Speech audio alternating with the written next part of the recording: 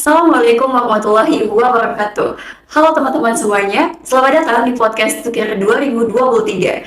Aku Dwi Fitriani Azari dari Angkatan 58 sebagai host pada podcast kali ini akan membahas topik yang sangat relevan dan sangat seru pastinya, yaitu Enhancing Your Mental Well-Being and Academic Picture, yang dimana kita bisa meningkatkan kesejahteraan mental kita terhadap tekanan akademik. Langsung saja kita bahas ini bersama Katu Bagus Aditya Rizky dari Fakultas Kehutanan dan dari Departemen Silvikultur Angkatan 56 dan sedang melanjutkan studi pasca sarjana di IPB University dengan jurusan yang sama. Mungkin Kak Tubagus Aditya Rizky ini merupakan mahasiswa dari lulusan terbaik yang mendapatkan nilai IPK tertinggi di Fakultas Kehutanan dan menjadi delegasi Timnas tahun 2022 di PKMK dan berbagai experience lainnya. Sungguh Kak Aditya merupakan mahasiswa yang keren banget ya teman-teman. Langsung saja kita sambut. Halo Kak Tubagus Aditya, bagaimana nih Kak kabar Kakak dan kesibukan Kakak di masa perkuliahan ini?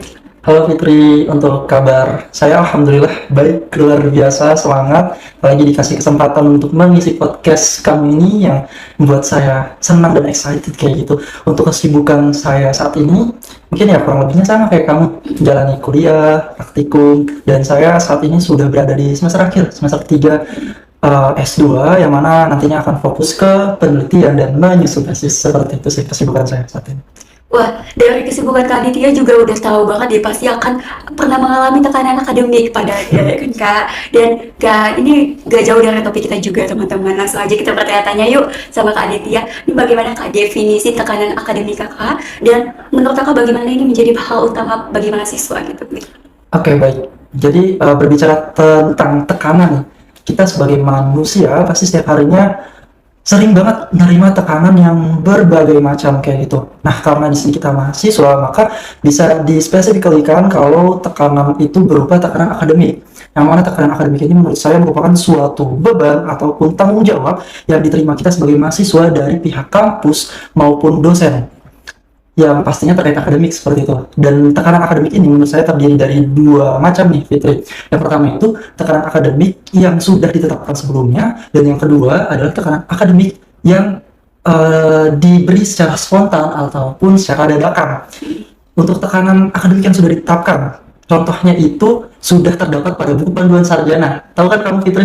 Ya, di dalam buku panduan sarjana itu kita semua bisa melihat beban SKS yang harus kita jalani selama 8 semester perkuliahan, kemudian tugas-tugas akhir seperti apa yang harus kita kerjakan agar bisa lulus dari kampus ini, dan sebagainya macamnya. Kemudian terdapat juga kontrak perkuliahan nih Fitri, yang mana kontrak perkuliahan ini dibahas biasanya di minggu awal perkuliahan oleh dosen yang nantinya disepakati oleh mahasiswa. Seperti itu. Di kontrak perkuliahan itu bisa berisi bobot penilaian, timeline pertemuan kuliah dan praktikum, timeline tugas, kuis, dan juga toleransi kehadiran. Jadi dua hal tersebut merupakan suatu tekanan akademik yang sudah ditetapkan sebelumnya. Lalu yang kedua nih, ada tekanan akademik yang diberi secara spontan atau dadakan. Sebagai contoh itu ada kuis ataupun tugas yang setiap hari kita dapatkan oleh dosen-dosen tertentu. Pasti sering didapati kan oleh Fitri, oleh aku dan teman-teman semua kayak gitu. Nah, dari berbagai macam tekanan akademik itu, menurut saya akan memicu berbagai respon, seperti respon ketidaknyamanan terhadap tekanan tersebut yang sering dibilang stres atau depresi nih Fitri. Sebagai contoh, yang tadi saya bilang kuis ataupun tugas lah. Tugas ada dari mata kuliah A memberikan tugas kepada kita berupa literatur review misalnya dengan deadline 3 hari. Di sisi lain terdapat tugas juga nih di hari yang sama di matkul B dengan bobot kesulitan yang sama mungkin. Otomatis kita sebagai mahasiswa merasa diberi beban dong, merasa ada ketidaknyamanan, keresahan yang berujung pada stres atau depresi. Nah, dampak dari stres dari beban tersebut bisa berupa dampak psikis ataupun fisik nih. Kalau psikis itu contohnya mungkin seperti perilaku menunda-nunda dalam mengerjakan tugas tersebut. Pasti sering dirasakan oleh mahasiswa di saat kita merasa tugasnya sulit ataupun banyak, kita jadi nunda-nunda, jadi mengerjakannya di detik-detik terakhir, ibarat kata deadliners lah, dengan dalih lebih encer nih kita ngerjain di detik-detik terakhir kayak gitu. Padahal hal tersebut kalau kita lakukan itu nggak bagus nih Fitri untuk tubuh kita, untuk psikis kita, karena akan memosir, akan memakan energi lebih banyak, akan membuat lebih lelah, dan pastinya tidak membuat tugas kita itu maksimal seperti itu. Bahkan seringkali teman-teman ujung-ujungnya lewat deadline kalau mengerjakannya di detik-detik terakhir seperti itu. Dan ada dampak ke fisik juga, Fitri. Untuk dampak ke fisik itu misalkan yang saya rasakan demam, tiba-tiba misalkan ada ujian yang terlalu sulit atau pusing kayak gitu, ataupun mual nih terlalu banyak tugas. Ada yang bilang juga tipes nih, kita sebagai mahasiswa tingkat-tingkat akhir ngerjain tugas akhir itu bisa membuat tipes kayak gitu. Ya kayak gitu sih mungkin dampak-dampak yang ditimbulkan dari tekanan akademik ya. Tapi dampak-dampak ini tentunya berbeda di setiap orang ya, karena tekanan-tekanan juga berbeda dan nantinya juga akan ada manajemen dari stres yang berbeda dari setiap individu kayak gitu sih Catherine.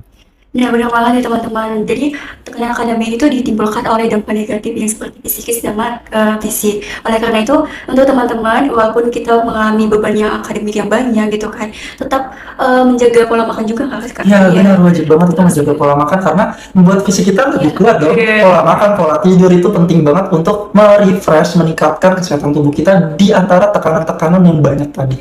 Kayak gitu. Dan kurangi juga untuk teman-teman yang deadliner untuk mengerjakan tugasnya agar kesehatan mental kalian terjaga juga.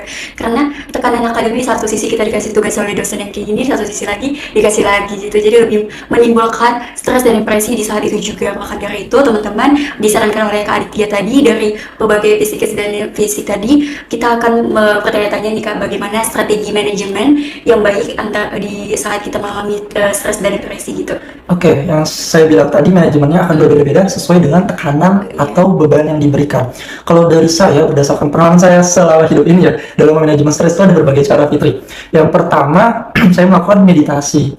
Meditasi itu cara yang paling simpel sih menurut saya. Misalkan saya lagi ujian terus dapat soal yang susah, padahal saya tahu jawabannya, saya sudah belajar sebelumnya kayak gitu, tapi kok tiba-tiba lupa. Nah, saya melakukan meditasi supaya nggak stres, karena kalau saya stres saat mengerjakan ujian itu otomatis nggak selesai dong.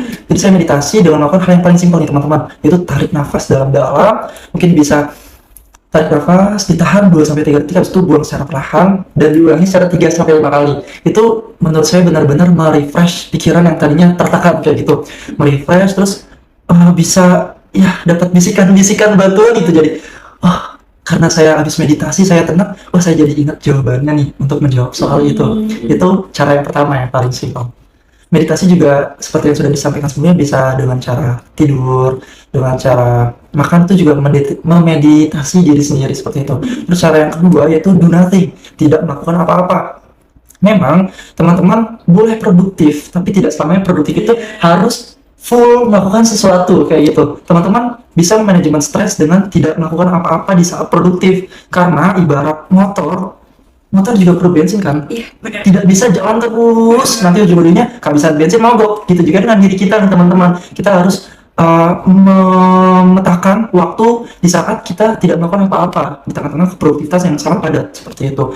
Untuk tidak melakukan apa-apa bagi saya itu simpel juga sih. Misalkan kalau lagi ngerjain tugas yang notabene duduk, itu cukup ya udah tutup dulu tugasnya, tutup bukunya, tutup laptopnya, cukup pejamkan mata. Nggak main HP ya, nggak boleh main HP karena itu sama aja melakukan sesuatu. Pejamkan mata 10-15 menit untuk merefresh pikiran lagi, ataupun tidur juga bisa dengan tenggat waktu 30 menit atau 60 menit kayak gitu. Itu juga sangat merefresh kembali dan memotivasi lagi untuk mengerjakan hal yang harus kita kerjakan agar lebih baik seperti itu. Kemudian ada beberapa cara lagi, seperti melakukan hal yang kita senangi. Dengan melakukan hal yang kita senangi atau hobi yang kita lakukan, itu dapat meminimalisir stres yang kita terima kayak gitu. Kalau saya pribadi nih Fitri, saya suka banget main badminton kayak gitu. Saya menyempatkan di antara Senin sampai Jumat perkuliahan dan tugas, saya menyempatkan di weekend untuk bermain badminton. Dengan cara bermain badminton, saya akan lupa tuh beban-beban yang saya terima, namun tidak terlupakan. Setelah itu saya merasa lahir kembali lah gitu untuk ngelakuin tugas-tugas yang ada sebelumnya kayak gitu. Kalau Fitri sendiri pasti juga ada karena hobi yang biasa Fitri lakukan untuk meminimalisir stres. Seperti apa tuh Fitri? Journaling sih Kak, untuk merefreshi diri kalau bisa. Menulis ya? Iya. Iya, itu bisa banget teman-teman. Walaupun tugas-tugas yang ada itu menulis juga, tapi kalau hobi teman-teman journaling yang notabene menulis, itu juga bisa dilakukan karena teman-teman akan merasa senang dan ya termotivasi kembali untuk melakukan beban-beban yang ada sebelumnya kayak gitu. Banyak banget hal-hal yang bisa teman-teman lakukan mulai dari hal kecil kayak gitu untuk meminimalisir stres. Dan yang terakhir mungkin Fitri, kita bisa cari teman terdekat, bestie atau intinya support system lah, yang mana bisa membersamai kita together to be better kayak gitu teman-teman. Teman-teman tuh gak sendiri dikasih tugas, teman-teman gak sendirian mengalami ujian, mengalami kuis kayak gitu. Banyak teman-teman yang lain yang sama dikasih tugas. Jadi ya udah ajak lah teman-teman yang menurut kita bisa diajak untuk kerjain tugas yang kita rasa sulit, untuk belajar bareng nih, mempersiapkan ujian supaya kita nggak stres nih teman-teman, nggak beban kayak gitu. Itu bisa banget sih, efektif banget bagi saya untuk meminimalisir stres dari tekanan-tekanan akademik yang ada. Kayak gitu sih Fitri. Iya, benar banget ya teman-teman. Boleh banget nih dari teman-teman sendiri menerapkan bagaimana strategi tadi, yang tadi meditasi, olahraga, mencari hobi ataupun kesukaan teman-teman agar mengembalikan ke kebahagiaan teman-teman juga gitu. Karena mental itu sangat penting banget, harus dijaga. Jadi bisa menerapkan kualitas lebih baik lagi, meningkatkan dan lebih produktif lagi ke depannya ya Iya, Kak. benar banget. Jadi jangan terlalu dipaksakan, tapi relax aja sebentar dan lanjutkan aktivitas berikutnya gitu kan. Ya, lanjutnya mungkin Kak, aku mau bertanya-tanya tentang bagian apakah menurut Kakak ini penting me time sama berjalan sendirian gitu Kak untuk merilekskan diri gitu. Ya, penting banget banget banget Fitri, karena me time ini menurut saya pribadi ya, itu suatu ajang apresiasi diri atau menghargai diri sendiri yang mungkin sudah sibuk selama seminggu ataupun Senin sampai Jumat. Itu tuh kita harus membuat waktu untuk diri sendiri, untuk jalan-jalan keluar sendiri. Simpelnya nih, sebagai mahasiswa IPB ya, cukup aja teman-teman jalan-jalan ke taman. Banyak banget taman-taman di IPB yang bagus, yang banyak pohon-pohon rimbun, yang angin sepoi-sepoi itu nikmat banget teman-teman. Di situ teman-teman bisa sendirian aja, nggak usah malu, nggak usah gengsi untuk ke taman itu ya, sendiri jalan-jalan sambil berterima kasih lah sama diri kita sendiri. Kemudian bisa juga mengevaluasi kayak sejauh apa kita sudah berproses, apa yang harus kita perbaiki dari apa yang sudah kita lakukan sebelumnya. Kemudian kalau teman-teman mau menyerah, tanya lagi, apakah sudah layak kita menyerah di titik ini? Teman-teman harus memikirkan banyak orang-orang di belakang kita yang mensupport, seperti keluarga, orang tua, dan teman-teman yang kita sayangi lainnya yang nggak mau nih kita menyerah. Bahkan mereka mau membantu kita kayak gitu. Kemudian di me time itu juga kita bisa meningkatkan lagi motivasi diri seperti itu, agar kedepannya bisa lebih baik lagi, dan yang pastinya nggak ada lagi tuh beban-beban atau tekanan-tekanan yang ada di dalam pikiran kita seperti itu. Iya benar banget teman-teman, aku setuju banget Kak. Karena me time itu menurut aku kita bisa berbicara dengan diri kita sendiri, apa kemauan kita, keinginan kita, kesukaan kita, atau bahkan melakukan hal-hal yang menyenangkan lainnya Iya, gitu. benar banget. Karena emang me time itu walaupun sendirian tapi kita nggak tergantungan oleh orang lain gitu. Buat teman-teman di luar sana yang belum pernah merasakan me time, ya coba lagi walaupun hanya sekali, nggak apa-apa. Tapi terapkan itu pada diri kalian dan bisa meningkatkan kesejahteraan mental kalian gitu. Benar Oh banget. iya, langsung saja kita bertanya lagi Kak, bagaimana nih Kak menurut Kakak pribadi membantu budaya akademik gitu di tekanan mahasiswa gitu? Oke, mungkin banyak banget ya cara yang udah ada ataupun yang saran dari saya nih Fitri. Kalau di IPB itu ada konselor sebaya namanya. Konselor sebaya ini menjadi fasilitas untuk mahasiswa yang mau cerita-cerita, berkeluh kesah, atau mendapatkan motivasi dari mereka kayak gitu.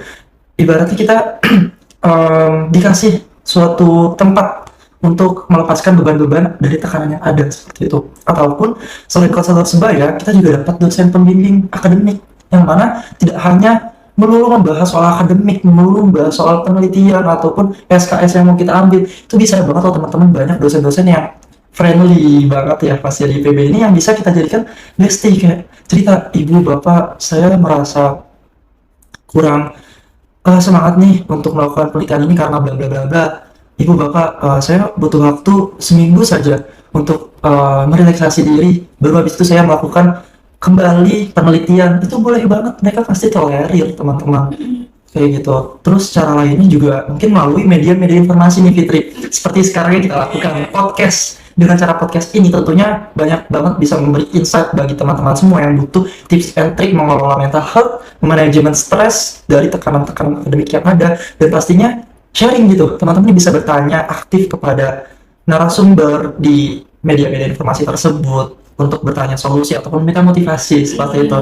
Dan mungkin kalau di lingkungan akademik ya, teman-teman juga bisa mendiskusikan kontrak perkuliahan bersama dosen kayak gitu. Jadi saat membahas kontrak perkuliahan, teman-teman tidak boleh diam saja. Teman-teman kalau merasa itu tidak sesuai porsi, teman-teman bisa tuh berpendapat. Dosen juga pasti akan mentolerir seperti itu. Teman-teman bisa memberi saran agar misalkan perkuliahan dilakukan hybrid gitu, ada offline ada online, ataupun tugasnya cukup sekali saja tapi bisa mengcover nilai-nilai yang ada. Itu boleh banget teman-teman beri saran agar tentunya mental health tetap terjaga selama perkuliahan dan tekanan akademik yang diberikan tidak over, teman-teman. Kayak gitu sih dari saya, Fitri. Setuju banget nih teman-teman, karena kita juga masih memiliki dosen PA yang lebih dekat ya. Jadi mungkin bisa teman-teman sharing kepada dosen PA terkait dengan bagaimana kesusahan teman-teman di perkuliahan, itu akan membantu juga informasinya betul Kak. banget. Dan aku sendiri juga ngerasa itu semua teman-teman. Dosen PA aku menyarankan aku di magang ini, magang itu gitu. Jadi lebih termotivasi dan bisa melakukan produktif lainnya gitu. Iya, benar banget, benar. Bahkan pencapaian prestasi teman-teman boleh nih diajukan kepada dosen PA kita, dan itu menyemangati diri kita juga gitu.